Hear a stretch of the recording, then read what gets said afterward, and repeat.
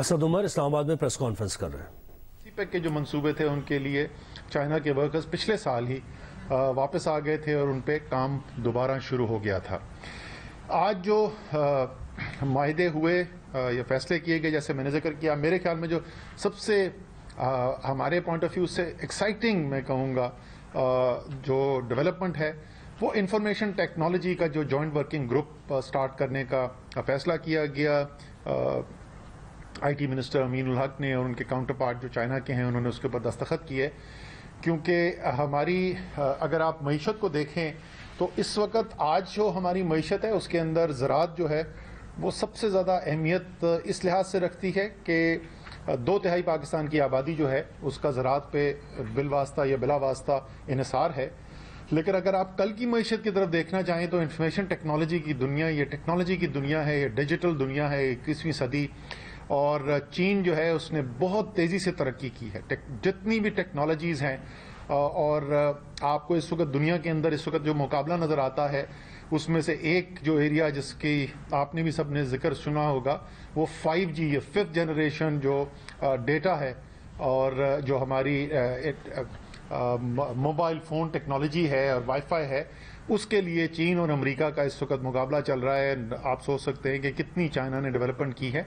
उसके अलावा जो डिजिटल पेमेंट पोर्टल्स हैं, इस वक्त दुनिया में सबसे बड़ी ट्रांजैक्शंस करने वाली ऑनलाइन जो डिजिटल पोर्टल है, पेमेंट सिस्टम है, वो भी चाइनीज़ कंपनी है और उसका एक झेली इदारा इस वक्त पाकिस्तान में काम भी कर रहा है। अली पे के नाम से वो कंपनी अली बाबा ग्रुप की कंपनी है।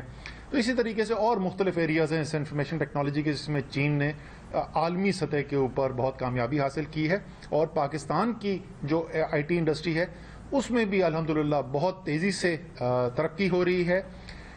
हमने देखा कि पिछले साल हमारी इंफॉर्मेशन टेक्नोलॉजी की एक्सपोर्ट्स जो हैं एक साल के अंदर 47% इजाफा हुआ और एक्सपोर्ट्स के अंदर, और $1.2 अरब के करीब जो एक्सपोर्ट्स होती थी वो $2 अरब से ज़्यादा बढ़ गई और इस साल फिर उम्मीद ये की जा रही है कि इनमें मज़ीद तरक्की देखने को मिलेगी। तो ये एक ऐसा सेक्टर है जो पाकिस्तान की ओवरऑल मईशत के पॉइंट ऑफ व्यू से और नौजवानों के पॉइंट ऑफ व्यू से, पाकिस्तान में बड़ी तादाद में नौजवान जो हैं वो इंफॉर्मेशन टेक्नोलॉजी की फील्ड के अंदर तालीम हासिल कर रहे हैं और सेक्टर में काम कर रहे हैं। तो बहुत ही मेरे ख्याल में और हमारे ख्याल में बहुत एक्साइटिंग अपॉर्चुनिटीज़ क्रिएट होंगी। दूसरा MOU जिसके ऊपर दस्तखत किए गए जी, वो फ्रेमवर्क एग्रीमेंट है निंगबो पोर्ट जो चाइना की है और गवादर के दरमियान। गवादर ज़ाहिर है एक कलीदी अहमियत रखता है सीपेक के लिए। NINGBO। मैंने आज निंगबो, अच्छा मैं आज क्यानी साहब मैं बता रहा हूँ सिर्फ स्पेलिंग नहीं, मैंने आज मीटिंग से पहले तलफ़ुज़ के ऊपर भी मैंने चाइनीज़ से पूछा था कि नाम सही तलफ़ुज़ क्या है, क्योंकि अब बता देंगे यार, मैं तो आप बाद में बता दूंगा स्पेलिंग। अच्छा बता दूंगा ना, खत्म यार, आगे पूरी प्रेस कॉन्फ्रेंस रोक दी इसकी स्पेलिंग पे। अच्छा मैं तो आप बता दूंगा यार, मैं तुझे व्हाट्सएप कर दूंगा। अच्छा फिर ये गवादर जो है, गवादर पोर्ट जो है ज़ाहिर कलीदी अहमियत रखता है हमारी सीपेक की जो तमाम मनसूबाबंदी है उसके अंदर और पाकिस्तान की मईशत के मुस्तकबिल के लिए भी। तो ये हमें एक मदद हासिल होगी उसको और मज़ीद तरक्की देने के लिए। इसी तरीके से एक MOU के ऊपर दस्तखत हुए कराची कोस्टल डेवलपमेंट, एक मंसूबा बनाया गया है। मैरीटाइम मिनिस्ट्री ने इस मंसूबे के ऊपर काम किया है और चाइनीज़ कंपनी जो है CRBC उनके साथ मुआहदा हुआ है और ये भी कराची पोर्ट की जो फैसिलिटीज़ हैं और उससे मुल्का जो एरिया है उसकी डेवलपमेंट के लिए MOU, ये MOU फ्रेमवर्क था वो निंगबो पोर्ट और गवादर वाला जो था ये MOU है।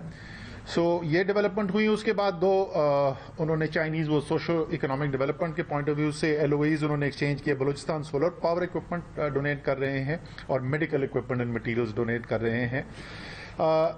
इसके अलावा हमारे जो बड़े मंसूबे हैं मुख्तलिफ स्टेजेस पे, उन सब का भी जिक्र हुआ। इसके अंदर हमारे इंफ्रास्ट्रक्चर के मंसूबे हैं, जो मोटरवेज हैं उसकी वो भी मिनट किए गए हैं, उनकी डेवलपमेंट और फर्दर कमिटमेंट जो है। एनर्जी के एरिया के अंदर कोऑपरेशन को हमने आगे किस तरीके से लेकर चलना है और तो एक वसी पैमाने के ऊपर जो कोऑपरेशन है उसका इजहार इस JCC के मिनट्स के अंदर आपको नजर आएगा। एक चीज़ जिसके ऊपर बात की, और मैं बहुत ज़्यादा तफसील में शुरू में नहीं जानना चाहता, उसके बाद आप जो सवालात हैं वो पूछ लेगा। एक चीज़ जिसके ऊपर खुसूसी तौर पर चाइनीज़ साइड ने भी जिक्र किया और जोर दिया और हमने भी, और वो है सिक्योरिटी। ज़ाहिर है जैसे जैसे सीपैक की तरक्की हो रही है, सीपैक मज़ीद वसी होता जा रहा है, दायरा-ए-कार बढ़ता चला जा रहा है, हमारे इंडस्ट्रियल जोन्स, इंडस्ट्रियल इन्वेस्टमेंट आनी शुरू हो गई है, अल्लामा इकबाल के अंदर आई है, रशकई के अंदर प्रोजेक्ट लग रहा है। उसके अलावा चाइनीज़ इन्वेस्टमेंट्स हमारे पास आई हैं जो इन स्पेशल इकोनॉमिक जोन से बाहर भी लग रही हैं। हमारी मैंने खुद एक टेक्सटाइल कंपनी का विजिट किया था मुल्तान रोड के ऊपर, तकरीबन एक शिफ्ट के अंदर 2800 वर्कर वहाँ पे काम कर रहा है। तो चाइनीज़ जो पाकिस्तान के अंदर इन्वेस्टमेंट है वो बढ़ती जा रही है, और इसलिए सिक्योरिटी की जो ज़रूरत है और अहमियत है वो भी बढ़ती जा रही है। दासू के प्रोजेक्ट से रिलेटेड जो वर्कर्स के ऊपर अटैक हुआ था, उस पर दोनों साइड्स ने ज़ाहिर है इजहार अफसोस भी किया, जो उनके लवाकिन उसने हमदर्दी का इजहार भी किया, और इस बात का यादा भी किया कि जल्द से जल्द उनके जो लोग जिन्होंने ये घिनौने जुर्म किया था और ये दहशतगर्दी की वारदात की थी, उनको पकड़ा भी जाए और उनको सज़ा भी दिलवाई जाए कोर्ट्स के अंदर। और मजमूई तौर पे जैसे पहले भी आपसे जिक्र किया था कि पिछले एक माह के अंदर सिक्योरिटी के इंतजामात को मज़ीद और तक़वियत देने के लिए एक बड़ी मरबूत जामा अपनी हिकमत अमली बनाई गई है, और उसको अमली जामा पहनाने के लिए खुसूसी सेल, वो चाइना से स्पेसिफिक नहीं है, एक फॉरेनर्स जो पाकिस्तान में फॉरेन नेशनल्स काम करते हैं, इंटीरियर मिनिस्ट्री के अंदर एक खसूसी सेल भी बनाया गया है ये सारे काम के कोऑर्डिनेशन के लिए। तो उम्मीद ये है कि इंशाअल्लाह ताला, इसके बावजूद कि मैं पहले भी बोल चुका हूँ, सीपैक जो है वो दुनिया में ताकतें हैं, ख़ास तौर पे हमारे मशरिक में हमसाया जो है उसकी आंखों में खटकता है, इसमें कोई शक नहीं है, और वो निशाना रहता है। और ये निशाना जो है वो सिर्फ फिजिकल अटैक की सूरत में नहीं होता, वो जो है वो 5th जनरेशन हाइब्रिड वॉरफेयर का ज़माना है। वो सोशल मीडिया पे गलत खबरें फैलाना, फेक न्यूज़, इंटरनेशनल मीडिया के अंदर खबरें लगाना, हर किस्म के अटैक आते हैं सीपैक के ऊपर। लेकिन क्योंकि पाकिस्तान और चाइना की टॉप लीडरशिप जो है, पॉलिटिकल लीडरशिप, वहां से लेके अवाम तक, दोनों चाइनीज़ अवाम और पाकिस्तानी अवाम, क्योंकि इस आपस की जो दोस्ती है, आपस की जो बाहमी शराकत है, उसके कमिटेड है, तो इंशाअल्लाह ताला जो भी होगा उसका मुकाबला भी किया जाएगा। और जैसे जैसे वसअत आ रही है, मुझे ये लगता है जिस तरीके से एक लफ्ज़ अंग्रेजी में इस्तेमाल किया जाता है टिपिंग पॉइंट, हम जल्द उस जगह पे पहुंच रहे हैं, उस स्टेज पे पहुंच रहे हैं। ये जो नए हमारे एग्रीमेंट्स हो रहे हैं, ज़राअत का बड़ी तफसील से मैं अभी उसमें नहीं गया, 8 मुख्तलिफ पॉइंट हैं जो JCC के अंदर आज अप्रूव हो गए, जो DIWG के अंदर किए गए थे। इंडस्ट्रियल कॉर्पोरेशन का मैं जिक्र कर दिया, IT का जिक्र कर दिया। तो वो एक टिपिंग पॉइंट होता है जिसके बाद मोमेंटम एक गेन कर लेती है, फिर उसको कोई रोकना भी चाहे तो नहीं रोक सकते। और इंशाअल्लाह ताला मुझे लगता है हम उसी स्टेज के ऊपर अब पहुंच गए हैं। थैंक यू जी। जी शहबाज सर, इसमें ओवरऑल आपकी एक प्रोग्रेस नजर आ रही है, बट 2-3 चीजें जो पाकिस्तान का एक फोकस था कि हम मेन लाइन 1 ML1 प्रोजेक्ट के ऊपर हमारी ख्वाहिश थी कि उसके ऊपर फाइनेंसिंग एग्रीमेंट हो जाए, और दूसरा पाकिस्तान की ख्वाहिश थी कि इंडस्ट्रियल फ्रेमवर्क एग्रीमेंट हो जाए। वो चीजें मिनट में नजर नहीं आ रही। और सेकेंडली जो चाइनीज कंसर्न मिनट्स में नजर आया है कि आप एक रिवॉल्विंग फंड का हमने उनसे एक फ्रेमवर्क एग्रीमेंट साइन किया हुआ है, तो वो बता दें कि उसके ऊपर कब हम वो फंड बना दें, उसकी अमाउंट कितनी है, डिस्प्यूटेड है या आउटस्टैंडिंग? डिस्प्यूटेड तो नहीं है, बट आउटस्टैंडिंग। अच्छा, मैं आखिरी वाले आपके पॉइंट से शुरू कर देता हूँ। ये मीटिंग्स अभी बल्कि प्राइम मिनिस्टर ने भी ये मीटिंग ली थी, इसके लिए फाइनेंस मिनिस्ट्री और एनर्जी मिनिस्ट्री इसके ऊपर काम भी कर रहे हैं। CR की जिक्र है इस JCC के अंदर, उसके अंदर लिखा हुआ है कि पाकिस्तानी साइड जो है वो BT बेसिस के ऊपर, यानी पब्लिक प्राइवेट पार्टनरशिप की बुनियाद के ऊपर KCR करना चाहती है, और पाकिस्तानी साइड ने ये ख्वाहिश जाहिर की है कि चाइनीज़ कंपनीज भी इसके अंदर हिस्सा लें, इसके अंदर शराकत करें। आपके लिए खबर मैं KCR की ये बता सकता हूँ कि KCR के ऊपर इंशाअल्लाह ताला बहुत जल्द आपको वज़ीर आज़म कराची जाके जो KCR का इंफ्रास्ट्रक्चर है उस प्रोजेक्ट का इफ्तिताह करते हुए नजर आएंगे। कल सुबह उसके CDWP अप्रूवल हो चुका है, एक्नेक की मीटिंग में कल सुबह है वो एजेंडा के ऊपर, और अगर कल एक्नेक पास कर देती है तो जैसे मैंने कहा उसके बाद चंद दिनों के अंदर जो है वज़ीर आज़म कराची जाके उसका इफ्तिताह कर लेंगे। दूसरा आपका एक तो केसीआर था, स्पेशल इकोनॉमिक जोन के नाम। स्पेशल इकोनॉमिक जोन देखें, स्पेशल इकोनॉमिक जोन में आज जो चाइना के NDRC के वाइस चेयरमैन जो हैं, जो चाइनीज साइड से हेड करते हैं, उन्होंने ख़ास तौर पे रशकई का जो है जिक्र भी किया और उसमें कितने $2 बिलियन से ज़्यादा की एक्सपेक्टेड इन्वेस्टमेंट की भी बात की। मैं ज़रा सा मोहतात रहता हूँ ये पहले से ये नंबर देने से, क्योंकि ये इनफरादी कंपनीज हैं, ये कोई हुकूमती माहिदे नहीं हैं। बट हमें ये पता है, आप किसी दिन खालिद आपको ऑर्गेनाइज करना चाहिए रशकई का ट्रिप, आप सबको साथ लेके जाएं रशकई, वहां पे जाके उसकी सेंचुरी स्टील का जो पहला प्रोजेक्ट है उसकी तो मशीनरी भी रिसीव होगी। ये जो लास्ट मैंने प्रेस कॉन्फ्रेंस की थी, आपको याद होगा कि 9 CEOs आए थे जिन्होंने फैसलाबाद में और M3 के अंदर इन्वेस्टमेंट की है, तो $845 मिलियन की इन्वेस्टमेंट आ चुकी है with a firm commitment to double and triple their investment for the expansion. Sir, मेरा सवाल ये है कि एक तो ये बता दें कि जो ठाकुर ड्राइकोट सेक्शन है आज उसकी मंजूरी हो गई है, और इसके साथ साथ चीनी जो साइड है उसने खास तौर पर सिक्योरिटी के हवाले से अपने कंसर्न शो किए हैं, और ये उन्होंने कहा है कि जहां पर चीनी वर्कर्स काम करेंगे वहां पर जो चीनी सिक्योरिटी एहलकार हैं वो उनकी सिक्योरिटी के लिए होंगे, तो इस पर आपका क्या जवाब? नहीं, उन्होंने ये बिल्कुल भी नहीं रेज किया, और वो सिक्योरिटी के जो मामलात हैं उसका उनको एहसास ज़रूर है और वो कंसर्न भी है, इसमें कोई शक नहीं है। लेकिन आपको अभी वो 2 या 3 दिन पहले मैसेज आया था कि वर्कर्स मोबिलाइज हो गए, दोबारा काम शुरू हो गया, उसका बता ऐसा है जी कि देखिए जो हुआ था, मैंने लास्ट भी अपनी प्रेस कॉन्फ्रेंस में बताया था, बहुत कॉम्प्रिहेंसिव ब्रीफिंग दी गई नेवी ने भी, आर्मी ने भी, और उसमें उन्होंने ये बावर करवाया कि अब इनकी सिक्योरिटी को इंश्योर करने के लिए क्या क्या इकदाम किए जाएंगे। वो कॉम्प्रिहेंसिव ब्रीफिंग फिर चाइना की जो एम्बेसी है उनको दी गई। उसके बाद जब चाइना एम्बेसी ने कम्युनिकेट किया तो जो काम रुक गया था एक्सप्रेस वे के अंदर, वो रीमोबिलाइज हो गए लोग, और इस पे के वर्कर्स वापस आ गए काम पे, रीमोबिलाइज। हाईकोर्ट या बिल्कुल जी, उसके ऊपर इंशाल्लाह हमने अपनी रीअलाइनमेंट की फैसले करने, वो बिल्कुल वो शामिल है और वो प्रोजेक्ट किया जाएगा।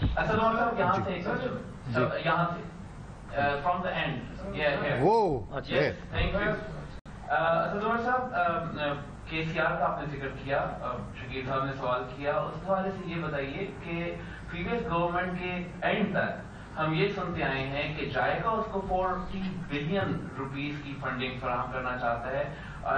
आई may be wrong in that figure, but there is some 40 और समथिंग लाइक फिगर जायका का। तो क्या आप ये जायका पीछे हो गए और इसको आप सीपैक के एम्बेट में ले रहे हैं?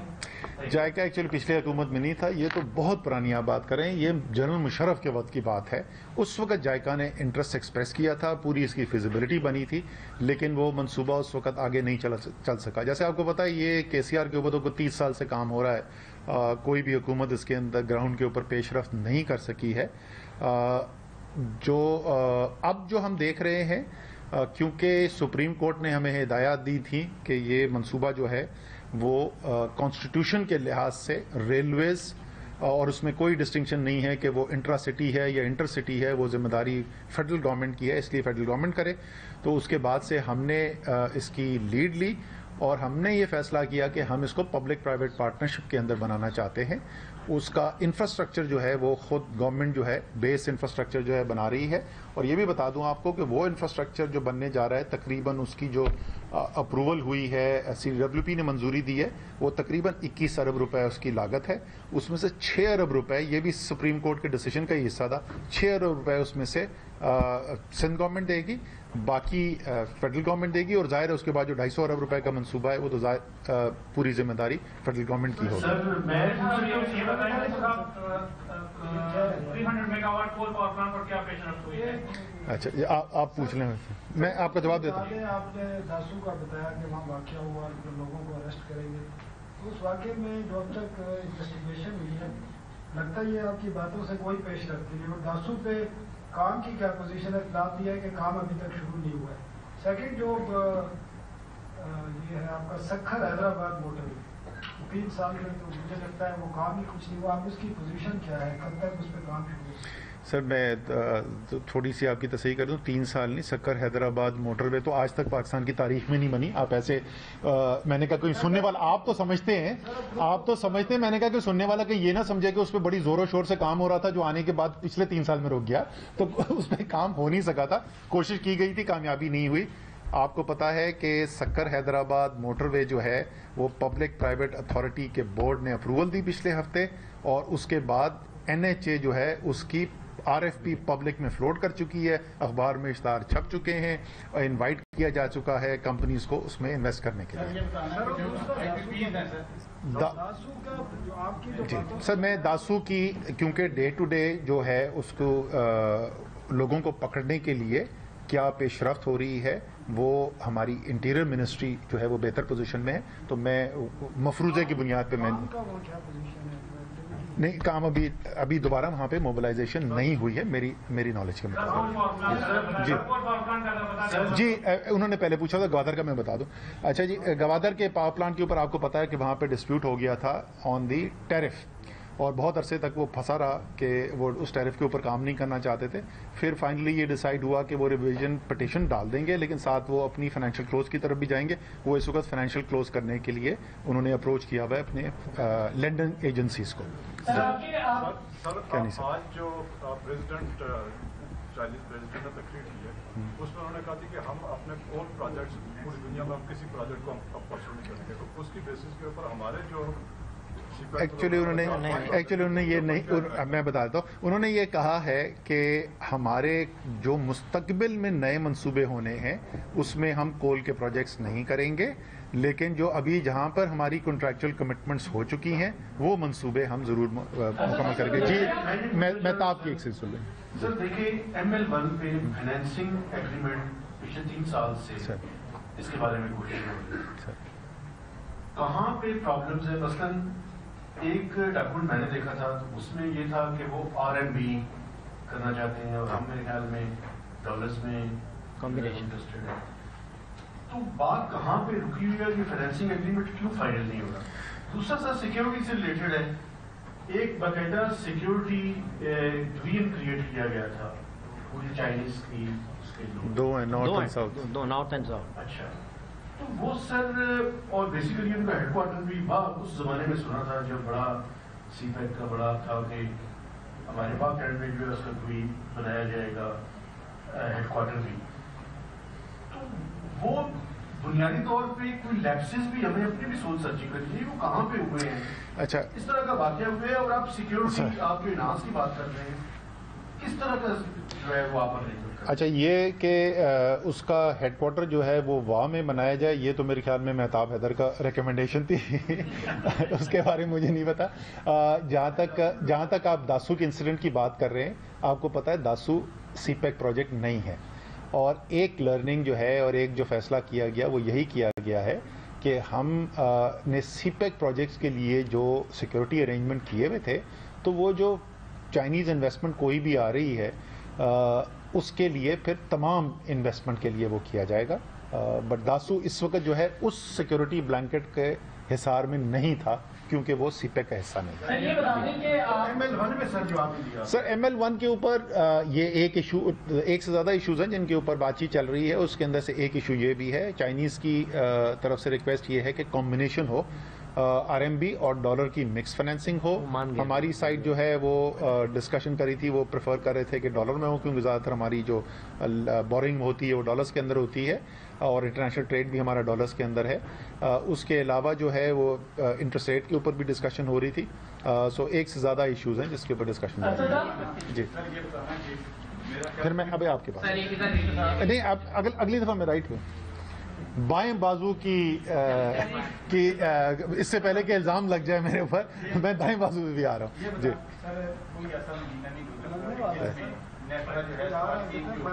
एक्सक्यूज मी, सवाल फिर से रिपीट कर। जी जी, सही, जिसमें नेफरा फ्यूल प्राइस एडजस्टमेंट के लिए 7 पर 1 रुपया 1.5 रुपया बहुत सारी रकम बन जाती है, बहुत महंगी है। सही, सर जो इनके जो मंसूबे हैं, सही, इनकी भी IPPs हैं, सही, बाकी का टैरिफ सारा कैबिनेट कमेटी और एनर्जी की तरफ से सारा रिवाइज हुआ है। सही, तो क्या इनके मंसूबे जो चाइनीज के हैं, सही, उनको शामिल क्यों नहीं किया? हम इसलिए नहीं किया जा रहा, बड़ी सादा सी वजह है कि जो हमारी चाइना के साथ ओवरऑल रिलेशनशिप है उस पूरे तनाजुर के अंदर हमने इस इशू से डील करना है। चाइना से जो हमारी जो रिलेशनशिप है, चाइना हमारा इस वक्त FDI अगर आप देखें पाकिस्तान के बाहर से आधी से ज़्यादा सारी दुनिया एक तरफ और अकेला चाइना एक तरफ हमारे पास ज़्यादा इन्वेस्टमेंट आती है। और उसके अलावा हमारी जो रिलेशनशिप हर फोरम में दुनिया के जहाँ जितना मर्जी प्रेशर आता है चाइना हमारे साथ खड़ा होता है। जिस वक्त वैक्सीन आई दुनिया के अंदर और शुरू में हम वैक्सीन लेने की कोशिश कर रहे थे, सवाई चाइना के कहीं से वैक्सीन हमें नहीं मिलती थी। कोई आप सूरत हाल देख लें तो एक खुसूसी रिलेशनशिप है, और क्योंकि वो चाइना के साथ रिलेशनशिप खुसूसी है तो इसलिए उस इशू के साथ भी जो डील किया जाएगा वो एक खुसूसी तरीके से किया जाएगा। जी नहीं, वो हमें देखें, चाइना हमें एक से ज्यादा दफा मदद कर चुका है। और मैं आपको बताऊं खूबसूरत बात है, क्योंकि मैं अब ये अपनी फाइनेंस मिनिस्ट्री के दिनों की मैं बात कर रहा हूँ। दुनिया आपको शहबाज राना की जो अफवाहें हमेशा गलत निकलती हैं, तो ये जरा ख्याल रखना। ये जो है ना, सारी दुनिया जो है वो आपके लिए कोई भलाई करती है तो वो कहती है जी 100 दफा दुनिया को बताओ कि हम भलाई कर रहे हैं। चीन ऐसा भी आपके साथ भलाई करता है जिसमें वो कहता है कि हम कर तो रहे हैं, बताना ना। चाइना जैसा दोस्त आपको मिलना मुश्किल है। साहब ये बता दें कि आपके गुजरा की जानिब से कुछ चीनी कंपनियों पे करप्शन के इल्जाम लगाए गए थे, वो मामला कहां तक पहुंचा, कुछ साबित हुआ है करप्शन? सर, जो करप्शन का सिस्टम जो है बड़ा सादा सा सिस्टम है। नैब है, इन्वेस्टिगेशन करती है। नैब को लगेगा करप्शन हुई हुई है तो जरूर उसके ऊपर एक्शन ले लेगी। हुकूमत जो है डायरेक्टली उसके अंदर इख्तियार नहीं रखती, वो नैब रखती है इख्तियार। जो आपने भी थोड़ी हमारे वज़रा ने तो बहुत सारे और पाकिस्तान के सियासी लीडर्स जो हैं उनके बारे में भी किया हुआ है, तो अगर हमारे पास कंट्रोल होता तो शायद फैसले जल्दी हो जाते, लेकिन नैब आज़ाद इदारा है, वो अपने खुद फैसले करते हैं। हो सकता है गलत भी हो सकते हैं इल्ज़ाम, हो सकता है गलत हो सकते हैं। इसमें चाइनीज़ कंपनी पे इल्ज़ाम गलत होने की चांसेस ज़्यादा है, पाकिस्तानी सियासतदान पे इल्ज़ाम गलत होने की चांसेस कम है।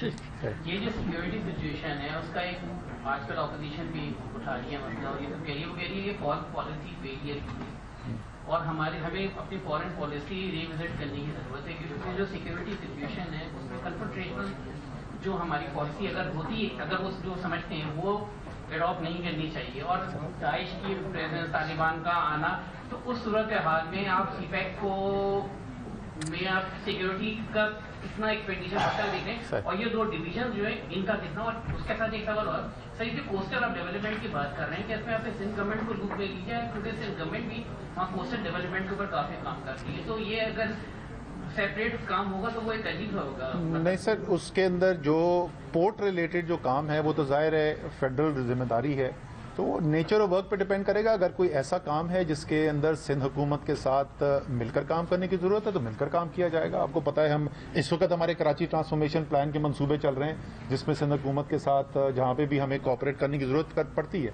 तो हम करते हैं उनके साथ।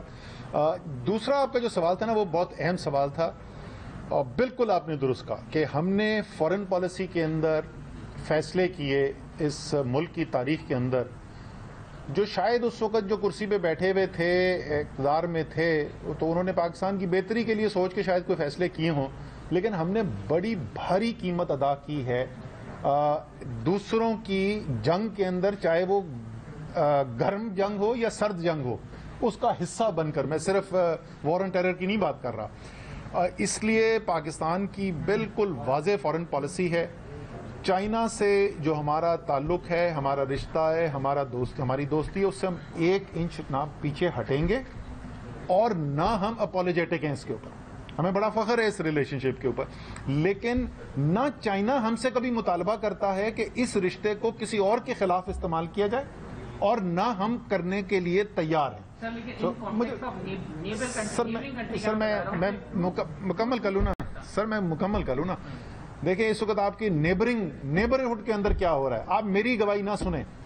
एक राइट विंग रेडियो कमेंटेटर है अमेरिका में, जॉन बेक के नाम से, राइट विंगर है, उसको इस्लामोफोब भी कुछ लोग कहते हैं, जरा सुन लें वो पाकिस्तान के बारे में और इमरान खान के बारे में क्या कह रहा है, और उसके प्रोग्राम पे जाके डोनाल्ड ट्रंप अमेरिका का रिपब्लिकन प्रेसिडेंट इमरान खान के बारे में और पाकिस्तान की पॉलिसीज के बारे में क्या कह रहा है। वो इसलिए IMF आपकी तारीफ क्यों कर रहा है, मैं अब इकोनॉमिक्स की नहीं बात कर रहा, मैं खित्ते के अंदर जो हालात हैं और उसमें पाकिस्तान किस तरीके से अपना असर और रसूख इस्तेमाल कर रहा है, रोल प्ले कर रहा है। World bank, IMF, Germany, Denmark, आप दुनिया को उठा के देख लें, सब तारीफ करें, और मेरे ख्याल में सब पाकिस्तानियों के लिए वो खामोश हैं, उन्होंने खामोशी इख्तियार की हुई है, ये उनकी मर्जी है। वो भाई वो जी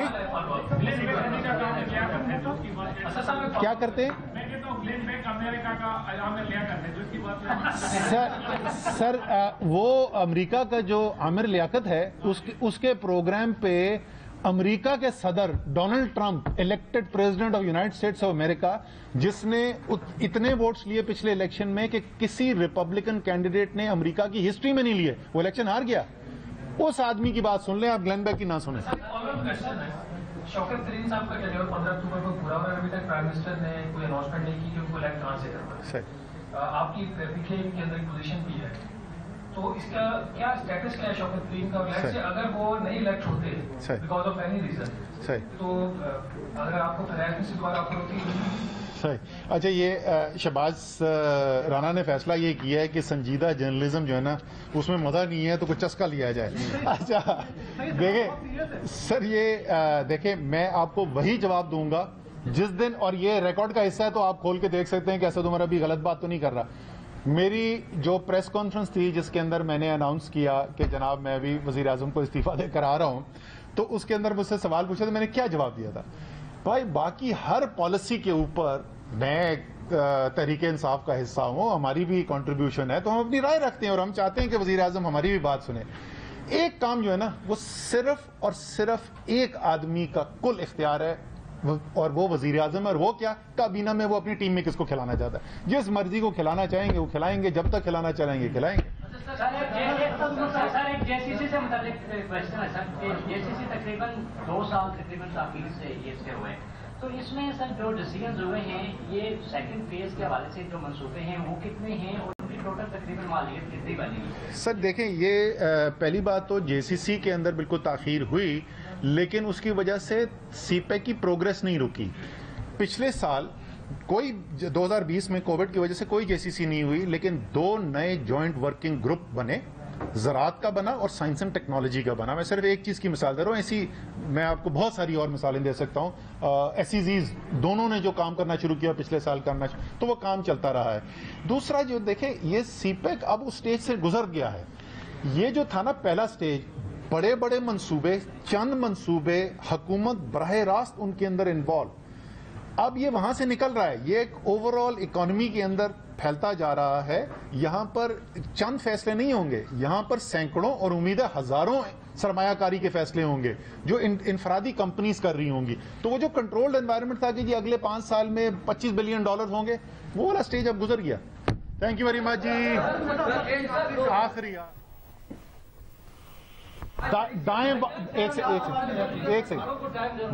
दाएं बाजू की कुव्वतों से आखिरी 2 सवाल सर, एक नहीं 2 लेते, बताइए।